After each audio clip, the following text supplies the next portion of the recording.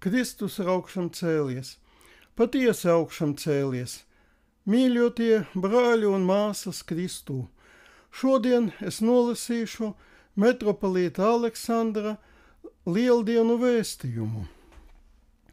Visaugsti svētītā Rīgas un visas Latvijas metropolīta Aleksandra Kristus augšām celšanās svētku vēstījums, augsti svētītajiem virsganiem, Dievu mīlošajiem draudžu ganiem, godbīgajiem diakoniem, visgodājamai mūku kārtai un visiem Latvijas pareizticīgās baznīcas uzticīgajiem bērniem. Kristus augšām celšanos redzējuši, klanīsimies svētam kungam Jēzum, kas vienīgais ir bez grēka.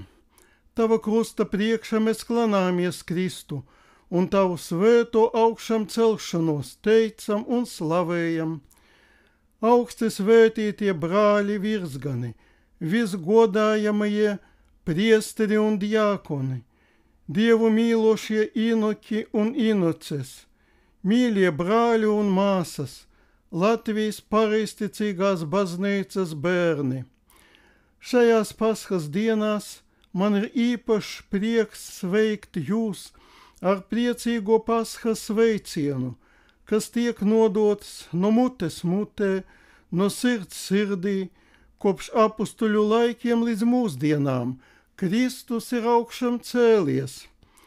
Pa visu zemi, svētajos dievnamos, visās pasaules valodās skan Paskas dziedājumi, piepildot mūs ar garīgu vīrišķību un neizsakāmu prieku, jo Kristus augšām celšanās, tas ir mūsu ticības pamats. Kristus Pascha piepilda cilvēka zemes dzīvi ar patieso jēgu, apspīdot to ar debesu valstības nerietošo gaismu. Augšām cēlies Kristus pestītājs, parādīdamies saviem mācekļiem, deva mums apsolījumu. Es esmu pie jums ikdienas, līdz pasaules galam. Mateja 10. nodaļa, 20. pants. Kristus, nāves uzvarētājs, ir ar mums. Lai tad nu visas mūsu bailes atkāpjas no mums, kā atkāpjas tumsa rīta gaismai uzaustot. Mūsu pestīšanas ienaidnieks velns sēž šķelšanos un naidu starp cilvēkiem, bet nocietinātā un niknā dvēseles stāvoklī cilvēks nav spējīgs pieņemt dievišķo piedošanas un mūžīgās dzīves svētās Paskas dāvanu. Šodien īpaši svarīgi, lai mēs ar sirdi un dvēseli, ar visu savu būtību vērstos pie Kristus, pārvarētu jebkādu šķelšanos, tiektos pēc Dieva svētītās un mums novēlētās vienotības un miera. Lai mūsu labie darbi ir tie, kas sludina par augšām cēlušos Kristu. Šajās Paskas dienās iepriecināsim, būsim iejūtīgi un rūpēsimies par cilvēkiem, kuriem ir nepieciešama palīdzība, sasildīsim viņus ar savu sirdžu siltumu. Šī diena ir tā diena, kur darīs tas kungs, priecāsimies un līksmosim tajā.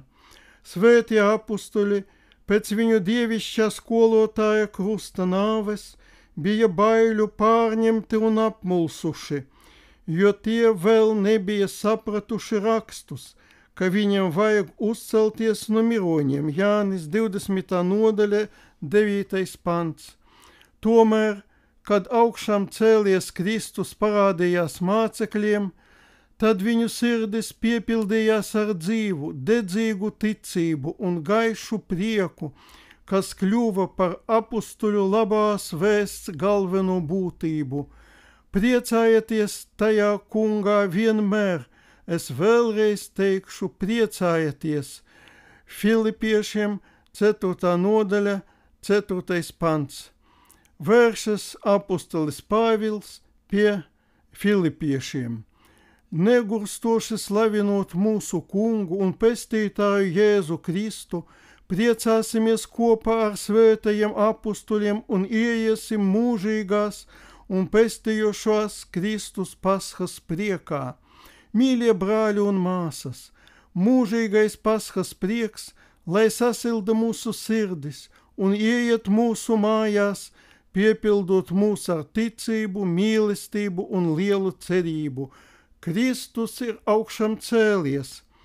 Sirsnīgi apsveicu visu man Dieva uzticēto Vislatvijas draudzi gaišajos Kristus Paschas svētkos, vēlu svētīgu mieru, prieku par augšām celušos Kristu, kristīgu savstarpējo sapratni, stipru veselību un neizsīkstošu Dieva palīdzību. Kristus patiesi ir augšām cēlies. Mūsu kunga Jēzus Kristus, kas ir augšām cēlies no mirušiem, svētība, viņa visšķīstās mātes, svētmocekļa svētā Rēgas Jāņas un visu svēto lūgšanu un mana virsgana svētība, lai ir ar jums visiem. Āmen. Dieva žēlestība Aleksandrs, Rīgas un visas Latvijas metropolīts. Kristus Paschā Rīgā 2025. gadā. Paldies par uzmanību. Līdz tikšanās mūsu turpmākajās sarunās.